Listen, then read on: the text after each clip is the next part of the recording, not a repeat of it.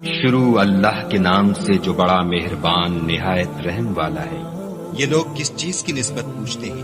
کیا بڑی خبر کی نسبت جس میں یہ اختلاف کر رہے ہیں؟ دیکھو یہ انقریب جان لیں گے، پھر دیکھو یہ انقریب جان لیں گے۔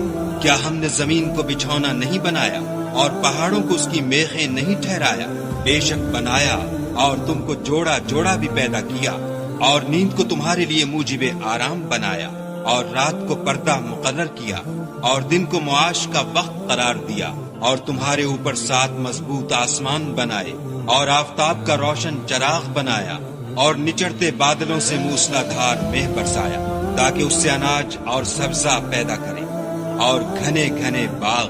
بے شک فیصلے کا دن مقرر ہے، جس دن سور پھونکا جائے گا تو تم لوگ غٹ کے غٹ موجود ہوگے، اور آسمان کھولا جائے گا تو اس میں دروازے ہو جائیں گے، اور پہاڑ چلائے جائیں گے تو وہ ریت ہو کر رہ جائیں گے۔ بے شک دوزخ گھات میں ہے، یعنی سرکشوں کا وہی ٹھکانہ ہے، اس میں وہ مدتوں پڑے رہیں گے۔ وہاں نہ ٹھنڈک کا مزہ چکھیں گے، نہ کچھ پینا نصیب ہوگا مگر گرم پانی اور بہتی پیپ۔ یہ بدلہ ہے پورا پورا۔ یہ لوگ حساب آخرت کی امید ہی نہیں رکھتے تھے، اور ہماری آیتوں کو جھوٹ سمجھ کر جھٹلاتے رہتے تھے، اور ہم نے ہر چیز کو لکھ کر ضبط کر رکھا ہے۔ سو اب مزہ چکھو، ہم تم پر عذاب ہی بڑھاتے جائیں گے۔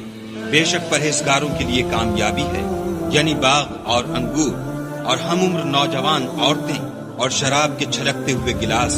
وہاں نہ بیہودہ بات سنیں گے، نہ جھوٹ خرافات۔ یہ تمہارے پروردگار کی طرف سے صلہ ہے، انعام متعین۔ وہ جو آسمانوں اور زمین اور جو ان دونوں میں ہے سب کا مالک ہے، بڑا مہربان، کسی کو اس سے بات کرنے کا یارہ نہ ہوگا۔ جس دن روح الامین اور فرشتے سب باندھ کر کھڑے ہوں گے تو کوئی بول نہ سکے گا مگر جس کو خدائے رحمان اجازت بخشے اور اس نے بات بھی درست کہی ہو۔ یہ دن برحق ہے، بس جو شخص چاہے اپنے پروردگار کے پاس ٹھکانہ بنا لے۔ ہم نے تم کو عذاب سے جو ان قریب آنے والا ہے آگاہ کر دیا ہے، جس دن ہر شخص ان اعمال کو جو اس نے آگے بھیجے ہوں گے دیکھ لے گا، اور کافر کہے گا کہ اے کاش میں مٹی ہوتا۔